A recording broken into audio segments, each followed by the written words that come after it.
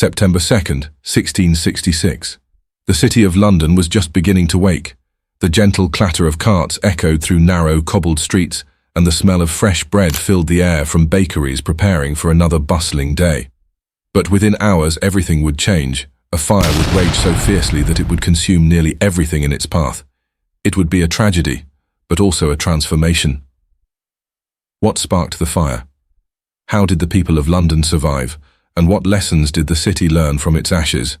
This is the story of the Great Fire of London, an event that forever changed one of the world's greatest cities. It all began in the unassuming bakery of Thomas Fariner. Like any other night, the bakery's ovens were left smouldering to keep the fire warm for the next day. But sometime after midnight, a stray spark escaped. What started as a tiny flicker quickly grew into a roaring inferno. By the time Fariner and his family awoke, it was too late to stop the flames. They narrowly escaped through an upper-floor window, but the fire was just getting started. The wooden buildings, packed tightly together in London's labyrinth of streets, became a perfect fuel. By morning, Pudding Lane was an inferno. The fire didn't just spread, it devoured. A strong easterly wind turned the flames into an unstoppable force, leaping from house to house, street to street. For the people of London, it was sheer chaos. Families fled their homes with whatever they could carry. Furniture, pots, pets. Others simply stood frozen, watching their lives go up in flames. At first, the city's leaders hesitated. Should they demolish buildings to create fire breaks? It was a costly decision that could destroy entire livelihoods, but it was also the only hope of stopping the fire. Within hours, the fire reached London Bridge. By some miracle, the stone structure held, but the buildings atop it were destroyed. The inferno showed no mercy, swallowing everything in its path, from merchant shops to cathedrals.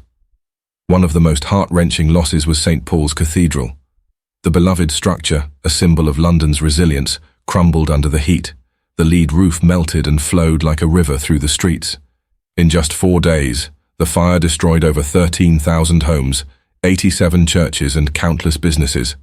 Entire neighborhoods were erased. Though official records claim only 6 people died, the truth was likely far more devastating. Many of London's poorest citizens were unrecorded, their stories lost to history.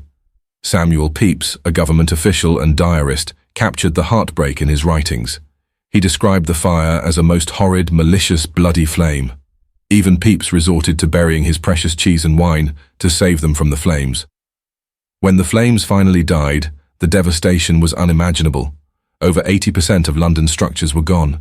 Thousands were homeless, forced to live in makeshift camps outside the city. But out of the ruins came resilience. Londoners didn't give up. They began to rebuild. Amidst the devastation, visionaries like Sir Christopher Wren saw an opportunity. Wren proposed a bold plan to redesign London with wide streets, modern buildings, and grand public spaces.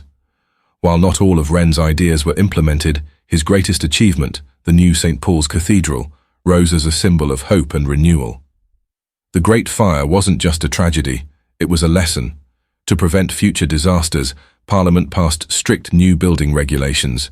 Timber gave way to brick and stone, and streets were widened to slow the spread of flames. The fire also revolutionized firefighting. New tools and techniques were developed, paving the way for the modern fire brigades we rely on today. Today, London stands as a testament to resilience.